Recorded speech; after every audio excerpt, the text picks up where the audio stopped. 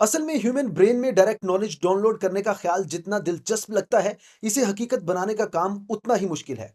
क्योंकि computer information को एक सिस्टमेटिक अंदाज में स्टोर करता है और उसे प्रोसेस करता है, जबकि इसके बरअक्स ह्यूमन ब्रेन बिल्कुल मुख्तलिफ तरीके से काम करता है। इसीलिए साइंटिस्ट को इंसानी दिमाग में डायरेक्ट इंफॉर्मेशन मुंतकिल करने की कोशिश में कई बड़े चैलेंजेस का सामना है। पहला चैलेंज यह है कि ह्यूमन ब्रेन इंफॉर्मेशन को किस तरह प्रोसेस करता है। तो असल में जब हम कोई नई चीज सीखते हैं, तो हमारा ब्रेन न्यूरॉन्स के दरमियान नए कनेक्शंस बनाता है, जो पेचीदा नेटवर्क्स की शक्ल इख्तियार करते हैं।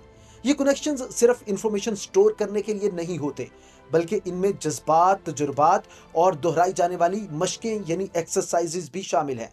तो इसका मतलब यह है कि सिर्फ इंफॉर्मेशन को ब्रेन में ट्रांसफर कर देना ही काफी नहीं होगा, बल्कि इंसान को यह भी सिखाना होगा कि इस नॉलेज को कैसे इस्तेमाल करना है, यानी किस तरह यूज करना है। फॉर एग्जाम्पल, अगर कोई जुबान डायरेक्ट आपके ब्रेन में डाउनलोड कर दी जाए, तो भी ये जरूरी नहीं कि आप फौरन इस जबान में महारत हासिल कर लें, क्योंकि लैंग्वेज सीखने में अल्फाज के अलावा इन अल्फाज का कॉन्सेप्ट, एक्सेंट और प्रैक्टिस की भी जरूरत होती है। इस सारे प्रोसेस में एक और बड़ा चैलेंज सेफ्टी का है। ह्यूमन ब्रेन जिस्म का सबसे नाजुक और पेचीदा ऑर्गन है।